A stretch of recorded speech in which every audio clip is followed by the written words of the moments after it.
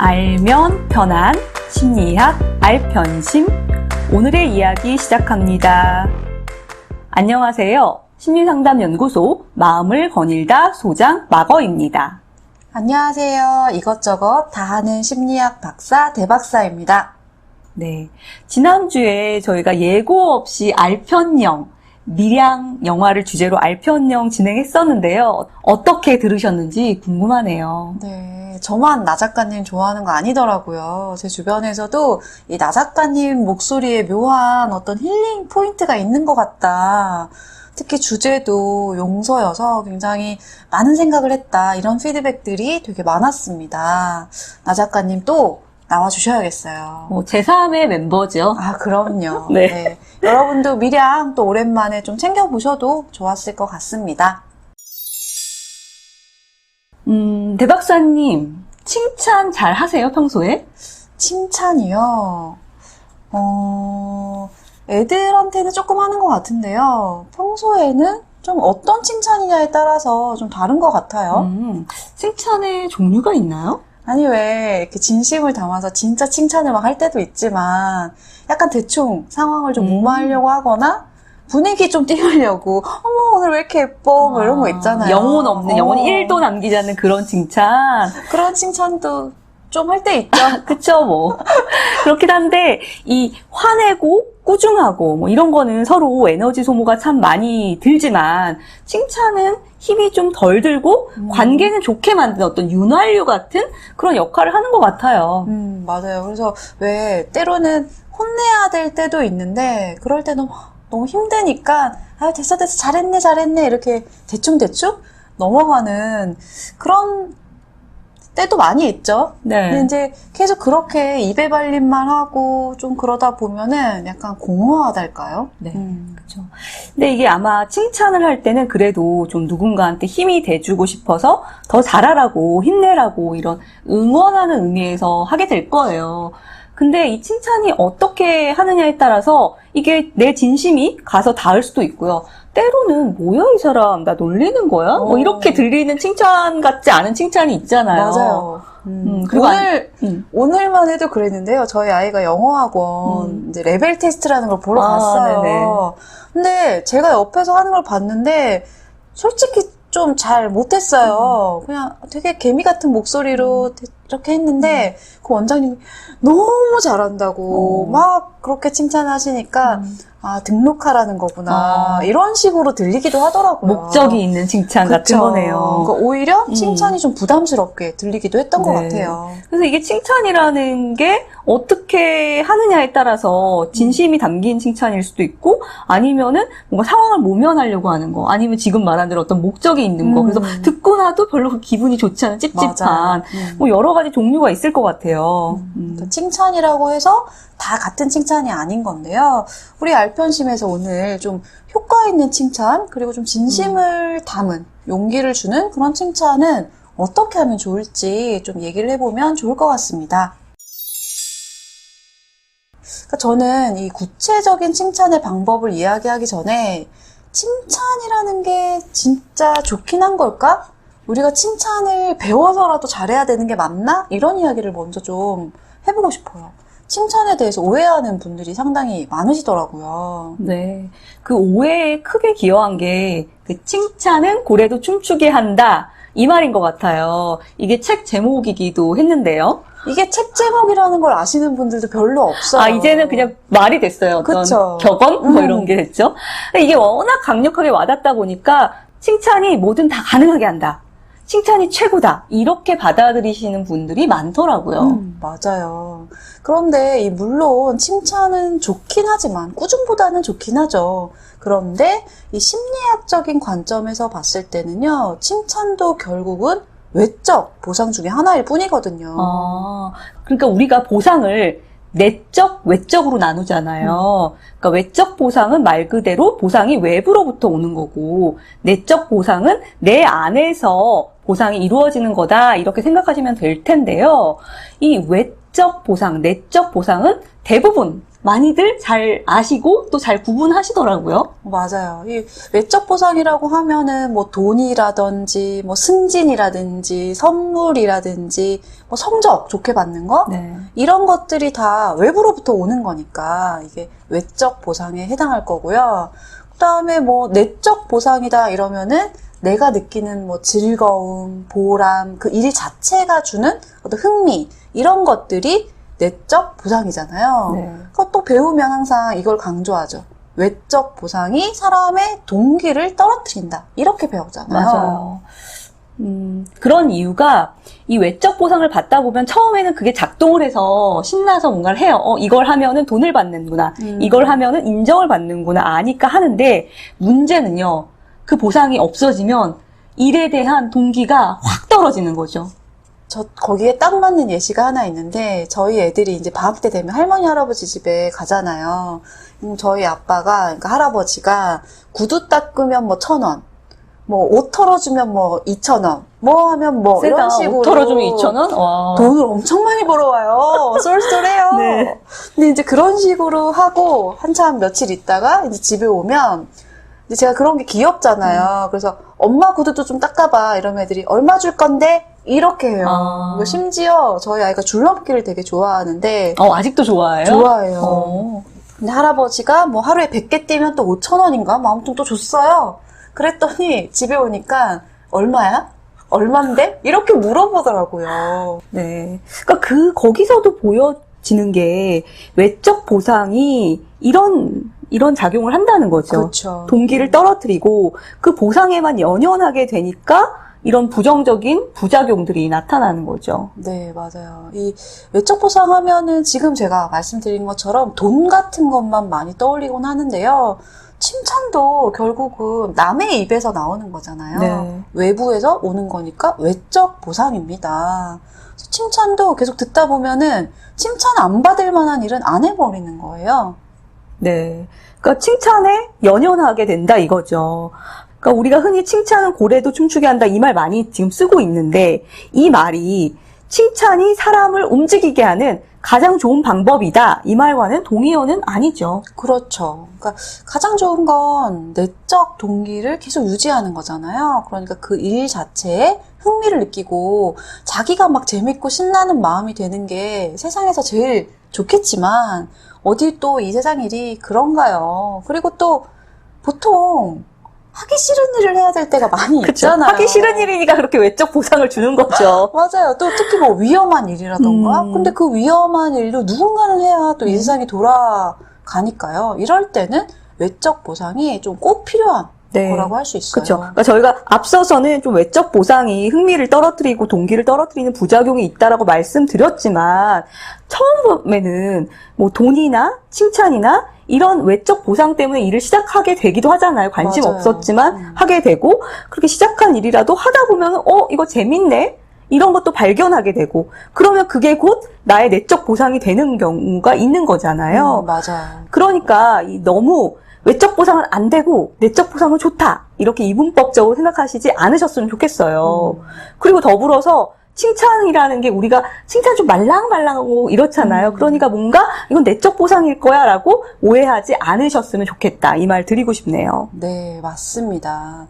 그럼 어쨌든 간 무언가를 시작하고 도전하기 위해서라도 때로는 칭찬이 필요할 수 있잖아요. 네. 그럼 이 칭찬을 이왕이면 좀 제대로 하는 방법을 알면 좋을 것 같아요. 네. 그러니까 앞서서 저희가 칭찬은 고래를 춤추게 한다 이 얘기 여러 번 했잖아요. 이 얘기가 나왔으니까 그 얘기에 시초가 된 책 얘기를 좀 해볼까요? 이 책을 쓴 저자는 이렇게 기술을 해요. 엄청난 무게를 가진 범고래가 어떻게 그렇게 사람들 앞에서 재주를 부릴 수 있을까? 그거는 조련사가 이 고래가 어떤 몸짓, 좀 귀여운 몸짓 이런 걸 할 때마다 긍정적인 태도를 보여줬다는 거예요. 뭐 환하게 웃어준다든지, 아니면 몸을 이렇게 쓰다듬어 준다든지, 그러니까 일종의 칭찬인 거죠. 그렇기 때문에 범고래가 그런 칭찬에 반응을 해서 되게 멋진, 화려한 그렇죠. 그런 몸짓을 할 수 있게 됐다라는 거예요. 그래서 부정적인 것에 초점을 맞추는 것보다는 긍정적인 것, 그러니까 잘하는 것, 잘 되는 것을 보고 그거에 대해서 굉장히 적극적으로 표현해주는 게 긍정적인 우리가 원하는 결과를 만든다라고 이렇게 강조를 합니다. 맞아요. 그 범고래가 어떻게 처음부터 제주를 넘겠어요. 막 이렇게 점프를 해야 되는 순간에 막 수영을 하기도 할 거고 엉뚱한 네. 행동을 많이 할 텐데 그 수많은 엉뚱한 행동에 반응하는 게 아니라 뭔가 원하는 행동을 했을 때 거기에 칭찬을 해줬다는 거죠. 이 책에 재밌는 표현이 있는데요. 바로 뒤통수치기 반응이라는 게 있더라고요. 그러니까 이게 좀 느낌이 오시죠? 네. 뒤에서 탁 그치는. 그렇죠. 그러니까 뭔가 잘못하기를 내가 기다렸다는 듯이 이렇게 뒤에 있다가 잘못하면 우리가 팍 들어가가지고 내가 너 그럴 줄 알았다. 막 이러잖아요. 이런 반응을 뒤통수치기 반응이라고 표현하고 있어요. 근데 실제로 그런 게 많은 것 같아요. 맞아요. 그러니까 10번 잘하던 사람도 한 번 삐끗하면 옆에서 아유 그럴 줄 알았네 뭐 이러면서 아 내가 뭐라 그랬어 뭐 이런 맞아요. 이런 반응 나오잖아요. 저 흉내 내시는 것 같네요. 네. 제가 대박사님 집에다 CCTV를 달아놨습니다. 그러니까 매번 이렇게 제 이야기를 하시는 것 같은데, 그러니까 저는 이 뒤통수치기 반응이라는 걸 보면서 제 아이들과의 관계를 또 많이 떠올리게 되더라고요. 그러니까 애들하고 하루를 이렇게 쭉 보낼 때를 생각해 보면 사실 대체로 애들이 괜찮거든요.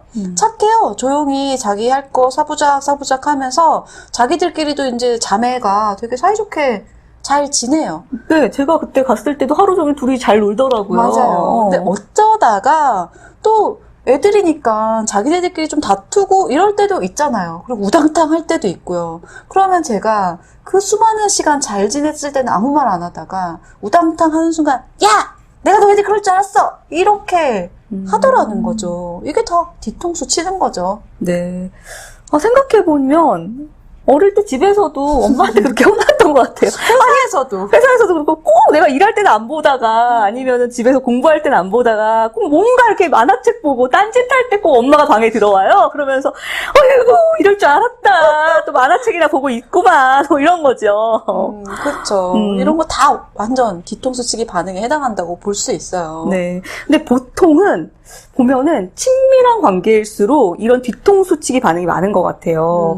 그러니까 왜 서로 이렇게 잘하고 이런 것들은 당연하게 생각하고 그리고 더 많은 기대를 하게 되잖아요. 그러다 보면 좀 내가 원하지 않는 반응이 나올 때 부정적인 행동이 나올 때 거기에 초점을 두고 막 이런 뒤통수치기 반응을 하는 거죠. 맞아요. 그럼 이런 뒤통수 치는 반응이 아니라 우리는 뭘 해야 되냐?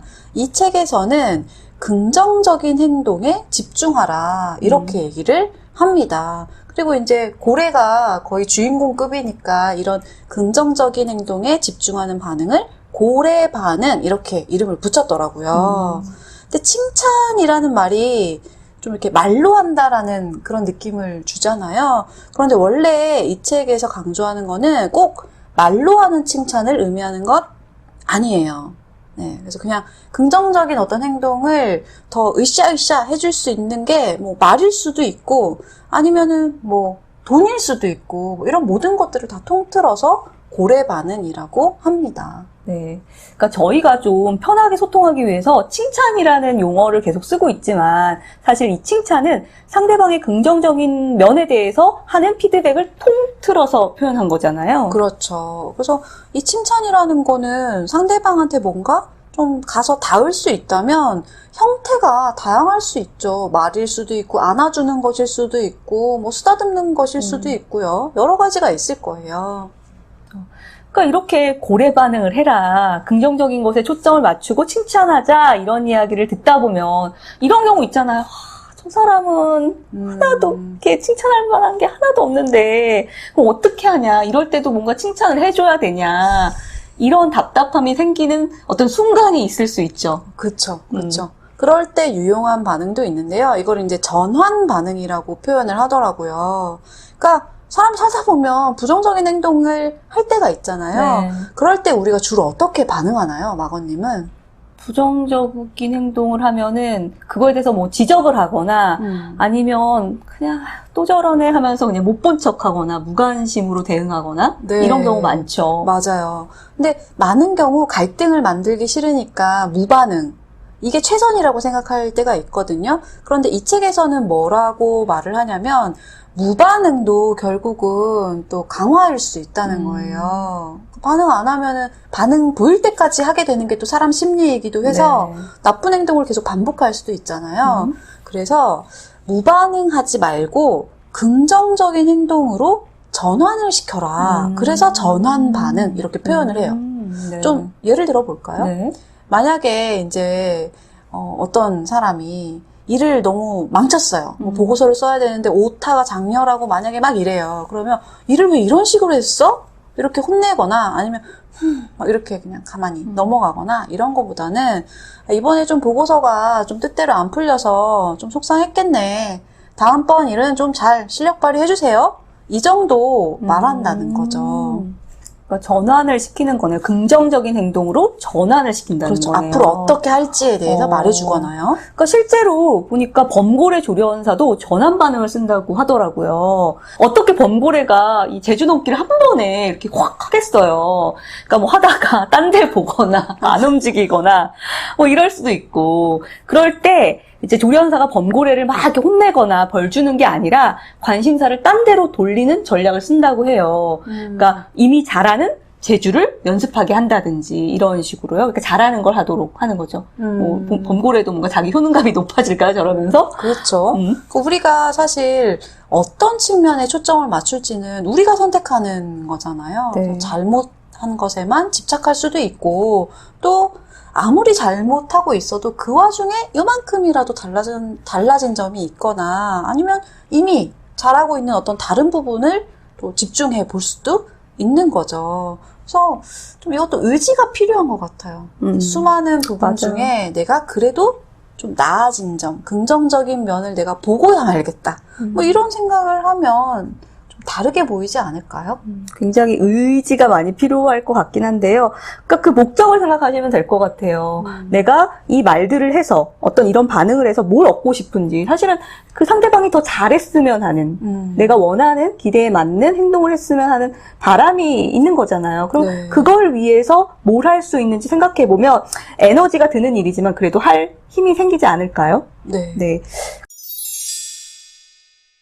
그러면 이왕이면 이걸 제대로 연습해 보실 수 있도록 진짜 상대방에게 와닿는 진심을 담은 그런 칭찬 어떻게 할지 세부적으로 이야기 한번 해볼까요? 네. 저희가 알편심에서 여러 번 군데군데서 얘기를 한 적이 있는데요. 첫 번째로 여러분 칭찬을 잘하고 싶으시다면 결과보다는 과정에 대해서 칭찬을 하셔야 합니다. 왜 저희가 초반에 칭찬을 잘못하면 그 칭찬 받는 거에만 집착하고 연연하게 만든다 이런 이야기를 했었잖아요. 네. 좀 더 정확하게 저희가 표현을 하자면 이렇게 연연하게 되는 칭찬은 대부분 결과에 대해서만 말했기 때문이에요. 예를 들어서 자녀가 시험에서 1등을 한 거예요. 얼마나 기뻐요. 그럴 때 이번에 1등 했네. 너무 잘했다. 너 너무 훌륭해. 이런 칭찬이 결과에만 초점을 둔 칭찬인 거죠. 그렇죠. 그런 칭찬 들으면 마음이 어떨까요? 그 순간은 굉장히 기쁘고 자기도 뿌듯하긴 하지만 다음에도 또 1등을 해야겠네? 이게 1등을 했기 때문에 이런 칭찬을 받는 거네? 이러면서 부담감도 생길 수 있죠. 맞아요. 근데 이 결과는 사실 우리가 만들어내는 게 아니잖아요. 내가 아무리 노력해도 1등을 할 수도 있고 아니면 좀 덜 노력했는데 1등 할 수도 그쵸. 있고 그거는 우리가 모르는 건데 이 결과에 자꾸 칭찬을 받다 보면은 그 결과에만 집착하는 고정 마인드셋 기억하시죠? 그쵸. 그런 걸 갖게 될 가능성이 높습니다. 그러니까 그렇게 되면 그런 일도 생기는 거잖아요. 1등을 꼭 해야 되니까 뭐 컨닝을 한다든지 그렇죠. 이런 부정행위 같은 일도 우리가 너무 결과에 집중해서 칭찬을 남발했기 때문에 생기는 일이 아닐까 이런 생각이 드는데요. 이제 이 상황에서 그러면 과정에 칭찬을 둔다면 이렇게 말할 수 있겠죠. 와, 힘든 와중에 끝까지 최선을 다해줘서 정말 대단하다. 그 과정에서 네가 어려운 일이 있었을 텐데 어떻게 해서 이렇게 좋은 결과를 냈을까 이 과정을 생각하도록 하는 칭찬을 표현을 해볼 수 있겠죠. 네. 그러니까 중요한 건요, 이 결과가 제일 중요하다고 속으로는 생각하면서 말로만 과정에 대해서 칭찬하면은 이거는 또 그 사람이 다 안다는 거예요. 그러니까 1등 못해서 너무 서운하고 왜 1등을 못했는지 막 분한데 그래도 최선을 다했으니까 됐어 막 이런 거 있잖아요. 그렇죠. 그러니까 비언어적인 표현도 되게 중요한 그렇죠. 거네요. 네, 맞아요. 그러니까 우리가 너무 잘 알잖아요. 이게 진심인지 아닌지. 그래서 또 더 중요한 거는 이 칭찬을 뭔가 기술, 어떻게 잘할지, 립 서비스 어떻게 잘할지, 아니면 저 사람을 이렇게 어떻게 교묘하게 조종할지 이런 걸 위한 기술로 배울 게 아니라 정말 내가 누군가한테 힘과 용기를 주고 싶은 게 칭찬의 목적 아니겠어요? 그런 그럴 때, 목적. 네, 그런 목적을 좀 생각을 해야 될 것 같아요. 네. 그래서 이왕이면 여러분 과정을 보시고요. 그 과정에도 역시 잘하는 거 못하는 거 있겠죠. 그 과정 중에서 좀 잘해내고 있는 부분을 잘 보려고 애를 쓰시면 좋을 것 같아요. 네. 그리고 또 칭찬을 좀 잘 전달할 수 있는 두 번째 팁은요. 구체적인 행동에 대해서 칭찬을 해주는 게 좋다는 거예요. 왜 우리가 사실 칭찬하는가 생각해보면 사실은 그 행동, 좋은 행동을 더 잘하게 만드는 일종의 강화를 하기 위한 거잖아요. 이 강화가 뭐예요? 행동의 빈도와 강도를 높이는 거죠. 그렇죠. 그러니까 칭찬의 목적이 우리가 그 칭찬한 그 일을 계속할 수 있도록 힘을 주고 격려하는 거니까요. 어떤 행동 때문에 내가 칭찬받는지 알아야 될 거 아니에요. 그러니까 그걸 콕 집어서 구체적으로 말해줄수록 다음번에 그 행동을 또 잘할 가능성이 높아지겠죠. 맞아요. 그러니까 예를 들면 그냥 잘했다 이러는 게 아니라 네가 친구랑 다투고 나서도 먼저 다가가서 이렇게 말을 건네는 모습이 참 멋지더라. 이런 식으로 말하면 먼저 다가가는 게 되게 중요한 일이구나를 배울 수 있는 기회도 되는 거죠. 네. 그래서 저는 마지막으로 이 완벽한 칭찬이라는 건 이 세상에 없다. 뭐 이런 얘기를 좀 하고 싶어요. 우리가 이렇게 알편심에서 칭찬을 이렇게 해라, 이렇게 해라, 이런 얘기를 했지만 이게 다 통하는 거는 아니거든요. 왜냐하면 사람마다 원하는 칭찬이 달라요. 그렇죠. 네, 그래서 어떤 사람들은 그냥 한번 싹 웃어줘도 그게 대단한 칭찬일 수 있지만 어떤 사람은 웃으면 뭐 나오냐? 뭐 이럴 수도 있잖아요. 네. 그래서 이 칭찬이 개인 맞춤형이어야 된다는 걸 여러분들이 좀 기억하셨으면 좋겠습니다. 그거 생각나나요? 사랑의 5가지 언어. 그렇죠. 위로도 마찬가지고요. 네네. 그러니까 그런 개인 맞춤형 칭찬을 해주려면 진짜 관심과 애정이 있어야 하는 것 같아요. 맞아요. 관찰력도 필요하고요. 그래서 여러분들도 누군가에게 정말 힘이 되어주고 싶다면, 그리고 뭔가 영혼이 가득 담긴 칭찬의 말을 건네고 싶다면요. 먼저 그 사람을 잘 관찰하시고 그 사람이 받고 싶어하는 칭찬은 어떤 것인지 살펴보시면 좋을 것 같아요. 그런 칭찬은 이렇게 날개를 달아서 그 사람의 마음에 촥 가서 앉겠죠. 네. 그리고 칭찬하신 다음에 내가 칭찬했으니까 이 사람이 이걸 더 열심히 할 거야. 계속 그렇게 할 거야. 라는 너무 큰 기대를 가지지 그럼요. 않으셔야 돼요. 그럼요. 칭찬은 칭찬으로 끝나야 되는 거죠. 그러니까 그래서 가장 좋은 칭찬, 가장 진심이 담긴 칭찬은 그 사람이 없는 데서 하는 칭찬이잖아요. 그게 돌고 돌아서 나한테 다시 올 때. 그렇죠. 그게 진짜 칭찬처럼 그렇죠. 들리잖아요. 왜냐면 그 사람 앞에서는 사실 이 사람의 목적이 있는 거죠. 뭐 내가 대박사님을 칭찬하면서 대박사님이 나를 좀 좋게 봐줬으면 좋겠다. 이런 좀 의도도 있는데 어디 가서 정말 대박사님 안 듣는 데 가서 하는 칭찬은 진짜 칭찬인 거죠. 제가 그러고 다니는데 어디서 흘러듣지 않았어요? 마건님 칭찬하는 소리? 어쩐지 요즘에 제 귀에 뭐 이렇게 저에 대한 좋은 평가들이 막 다 오더라고요. 저예요. 근원이 저예요. 근원이 대박사님이 네, 있구나. 오늘 칭찬에 대해서 여러 가지 이야기 나눠봤는데요. 사실 지금은 저희가 다른 사람에게 어떻게 진심을 담은 칭찬의 말을 건넬까라는 주제로 많이 얘기를 드렸어요. 근데 또 생각해보면 중요한 게 있죠. 나에 대한 칭찬. 이것도 되게 중요한 것 같아요. 맞아요. 자기 안에서의 긍정적인 면을 발견하지 못하는 사람이 또 어떻게 남을 볼 때 긍정적인 걸 발견하는 그런 관점을 가질 수가 있겠어요. 그러네요. 중요하네요. 네. 그래서 우선 그 연습의 시작이 자기를 칭찬하는 것에서 출발하면 좋을 것 같아요. 그래서 이번 주는 우리 알편심 청취자분들 셀프 칭찬 일주일에 한 2개만이라도 해보면 어떨까요? 이렇게 하죠. 셀프 칭찬 2개, 다른 사람에 대한 칭찬 2개. 이렇게 한 주 동안 하시는 걸로. 좋습니다. 네. 우선 저희끼리도 열심히 네, 연습해 보도록 하죠. 네. 이번 한 주도 서로에게 칭찬을 주고받는 즐거운 한 주 되시길 바랄게요.